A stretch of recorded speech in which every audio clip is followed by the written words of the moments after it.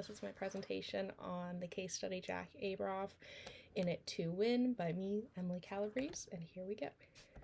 Okay, getting into what Jack Abramoff did that was unethical, I think the biggest, he stole from a group of Native Americans who he was tasked. His job was to help them get things through, and when these fell through, he pocketed the money and cheated a group of people that our country has throughout history effed over. Look at small blocks blankets. Look at the way we stole their land. Not talking about our current economical issue. You don't need to be excessively wealthy to live. You don't need to be excessively wealthy to raise children. Getting them through college, on the other hand, okay, but he had other job options, yet he took kickbacks for a group of people that he was stealing and cheating from. In my opinion, the reason democracy should work is that people believe in what they believe in and they fight for those goals, and what he does is buy them. He corrupts the system we live in. He puts others' interests as lesser to gain money for interests that he like and then to line his own pockets. So of the moral problems Abramoff encountered, the one thing I could see is possibly ripping off someone for my own personal gain, and that's something I cannot do. I make myself physically sick sometimes if I feel that I've wronged a person by mistake. I don't see a world where I could abuse a group of people and then steal their money knowingly and continually and be alive.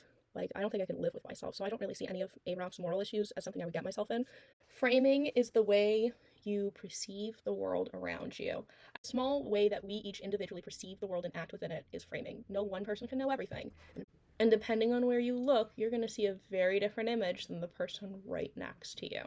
I think this is also a really good way to think about how Jack Abramoff viewed his world.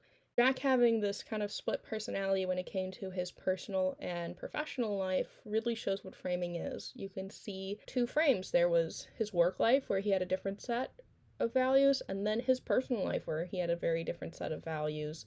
And that's a really great example of personal framing in Jack Abramoff's situation.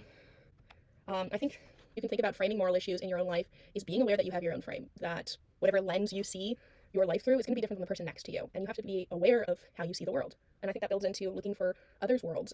Here's a great example. Today I dropped something on the floor when I was cooking. I was disappointed, but my dog was thrilled.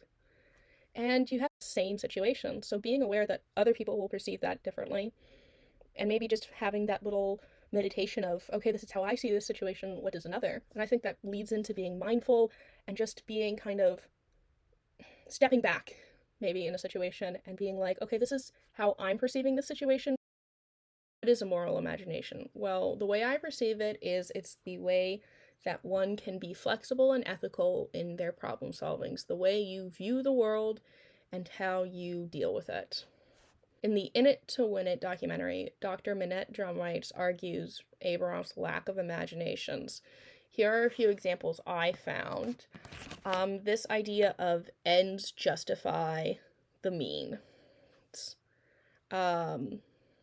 He believed he could make certain clients win at any cost, and be damned the laws he was breaking. He says that in 1620, he stopped caring where the line in the sand was. The little laws get in my way to pursue my goals. The ends justify the mean for him to win. That's a big, right there, his lack of moral imagination.